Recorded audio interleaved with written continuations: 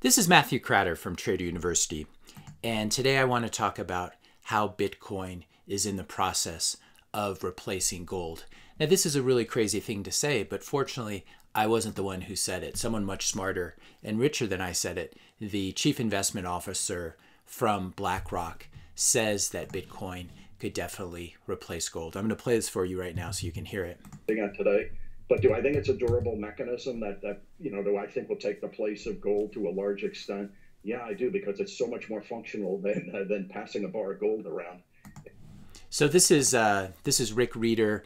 He was at Lehman, actually a good friend of mine, worked very closely with him at Lehman, and said that Rick Reeder's a great guy, very, very intelligent. He's obviously at BlackRock now as chief investment officer of the global fixed income side of the business.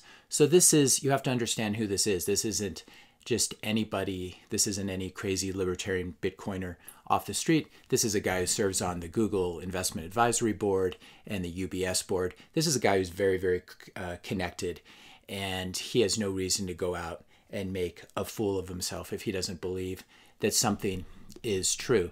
I love how he boils it down to something very simple too, that just Bitcoin is much easier than lugging a bar of gold around.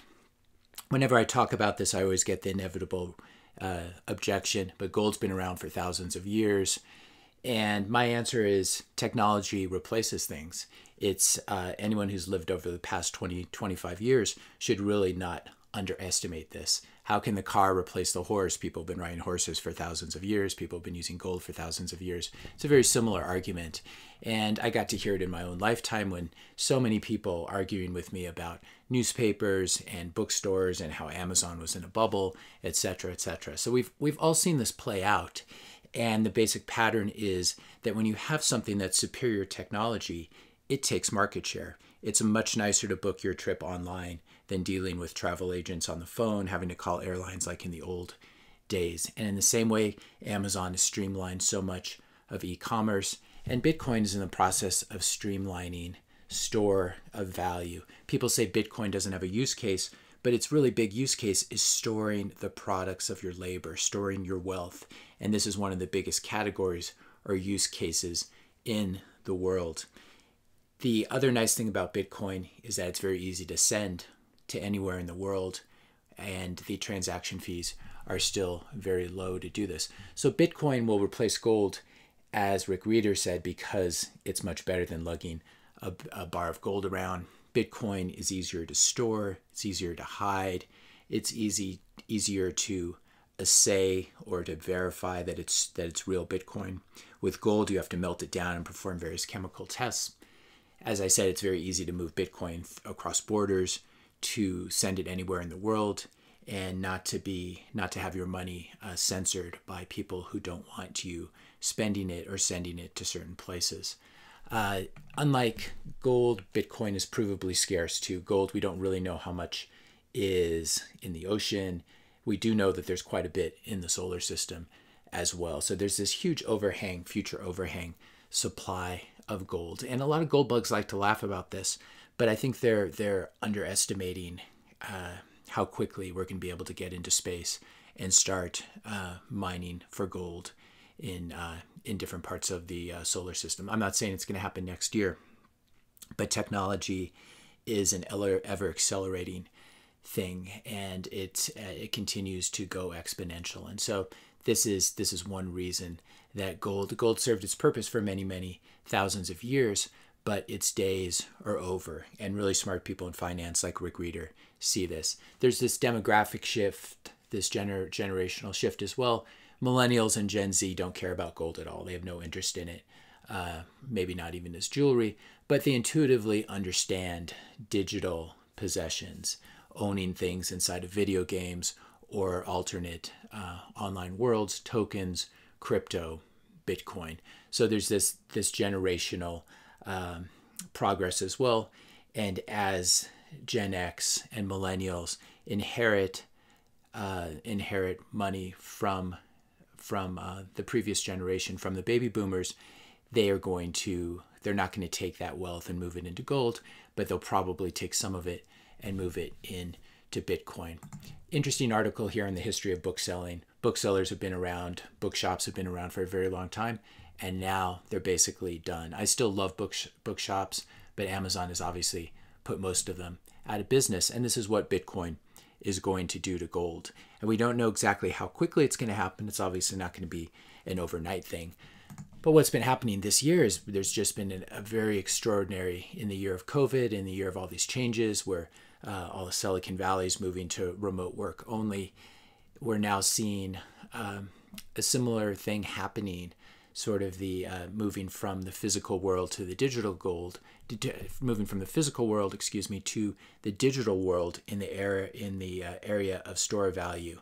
And this is one reason Bitcoin's really been outperforming gold this year. Bitcoin up about 160% on the year. Bitcoin, gold up 23%. And it's very interesting to see where on this chart the breakout happens. We obviously had the May 2020 halving. Bitcoin got even more scarce. Gold did not get more scarce. And Bitcoin is breaking out as a result. Demand is increasing. Supply is decreasing. There are fewer Bitcoin being mined every day than there were before the halving. And this is all programmed into the protocol. It's all programmed into the software. So every 4 years, Bitcoin, the supply gets a little bit, sort of the free-floating supply gets a little bit scarcer, and adoption continues to pick up, and you have this mismatch between demand and supply. And people really underestimate how high this can drive Bitcoin. If you're finding this video helpful, I'll just take a quick moment here to ask you to subscribe to my channel. Just click the subscribe button. So we saw Bitcoin outperforming gold. This year, if we scroll out, we can see how Bitcoin's been outperforming gold. This chart only goes back to about 2011. Bitcoin up 309,000%. Gold up about 10% over the same period. So really, almost any time period you look at, Bitcoin outperforming gold. And what I find really fascinating about this chart is this recovery that we've had. This shows you something very, very important. Most of the time when you have a bubble, you have a blow off top, you have a collapse, and then the market never goes anywhere again, or it even heads lower. This is very, very unusual.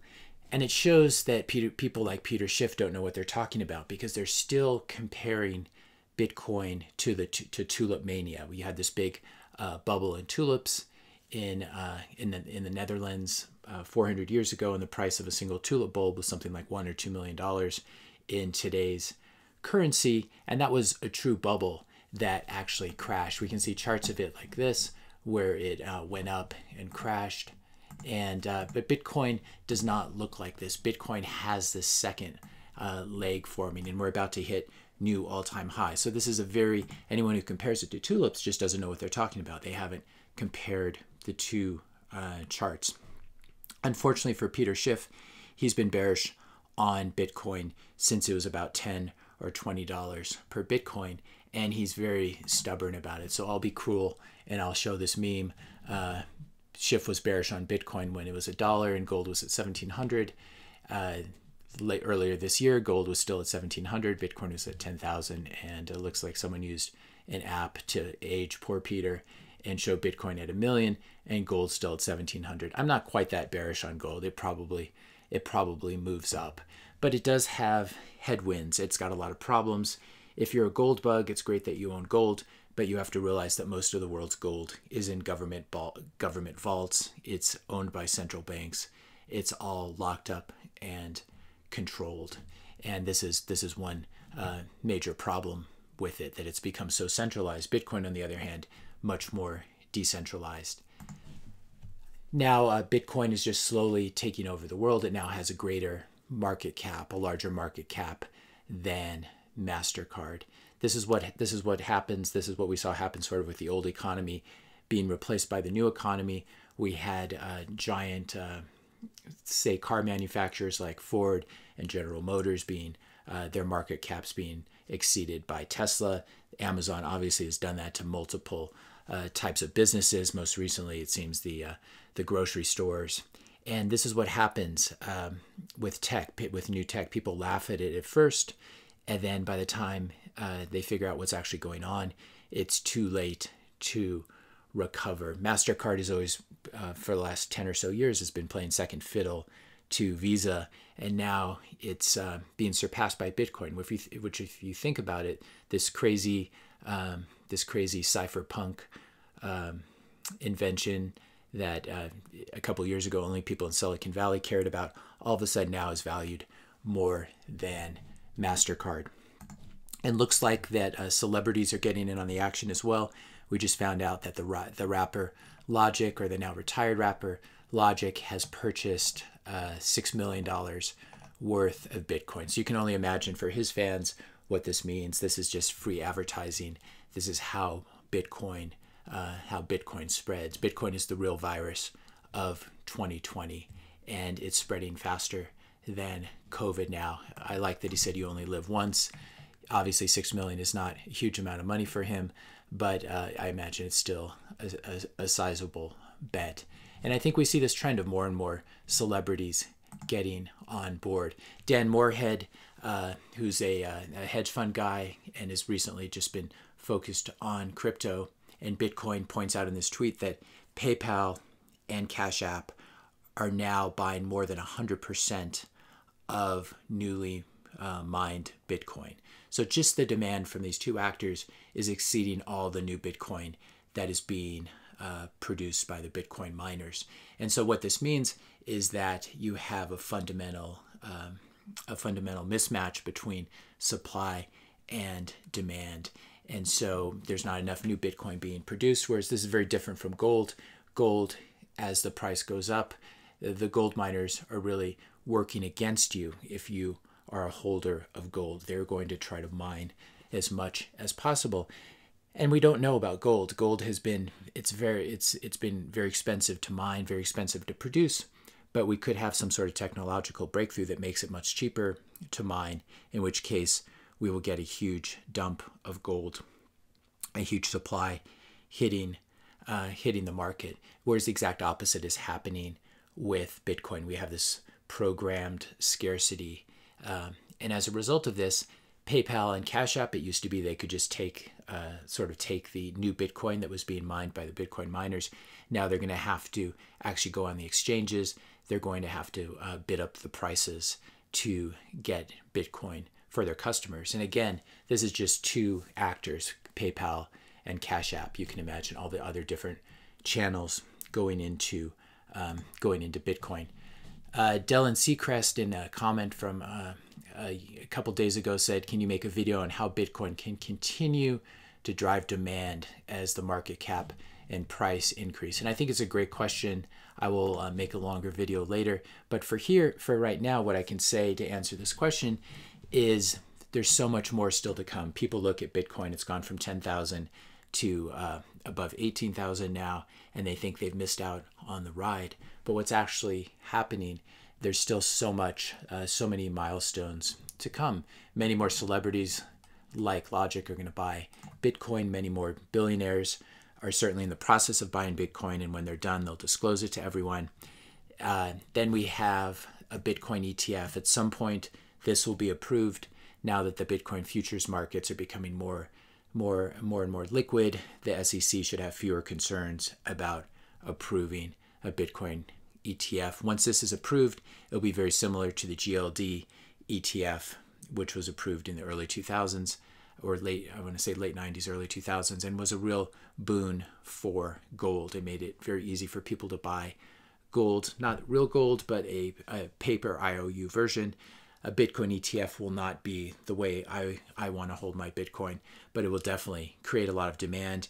Then you'll get registered investment advisors starting to promote Bitcoin, saying there's an ETF, there's an easy way to buy it. So this will be, we have the wall of money coming from institutional investors now, hedge funds, celebrities, billionaires. We will have more and more retirement money coming into Bitcoin once there's an ETF. You can only imagine once Amazon starts accepting Bitcoin, Amazon or Apple, or you can imagine if Facebook enables Bitcoin on their platform, especially if they're, unable to get Libra approved. And the funny thing, what a lot of people don't realize, is that the higher Bitcoin goes, the safer it becomes. And that's because there are all these new actors that can only enter the market once it gets big enough for them. So once Bitcoin hits $1 trillion market cap or 2 trillion, all of a sudden it becomes big enough for pensions, endowments, other very large institutional investors to come in, probably central banks and some countries as well. And so as Bitcoin hits these new levels, new demand comes in. If you're a billionaire and Bitcoin is trading at a market cap of 300 million like it was a few years ago, you can't really allocate. If you want to put 30 million in, you'll be 10% of the float. It's just too high of an allocation. And so now Bitcoin is big enough that a lot of billionaires can start taking positions. And as it gets bigger and bigger, we'll get the ETF, we'll get Amazon and other merchants accepting it. We'll get, and then we'll get the really big institutional investors, the really permanent money, where they will be buying Bitcoin and putting it away for the next 50 years as Bitcoin has a large enough market cap. For comparison, Bitcoin's at about, I want to say 330 billion market cap right now. Gold has a market cap of 10, 11, 12 trillion, somewhere around that.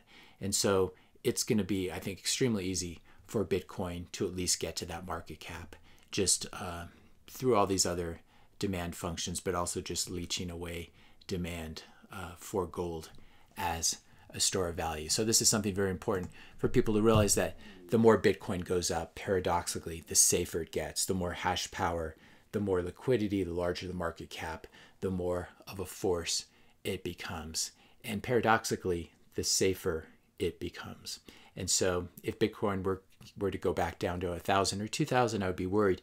But the more it goes up, the safer an investment it becomes. Again, not investment advice, but I am extremely bullish on Bitcoin, and I have a large position in it. If you found this video helpful, be sure to hit that subscribe and like button. Hit the notification bell if you want to be notified when I publish my next video. And let me know your questions and comments in the comment section below. Thanks a lot for watching, and I'll see you in the next video.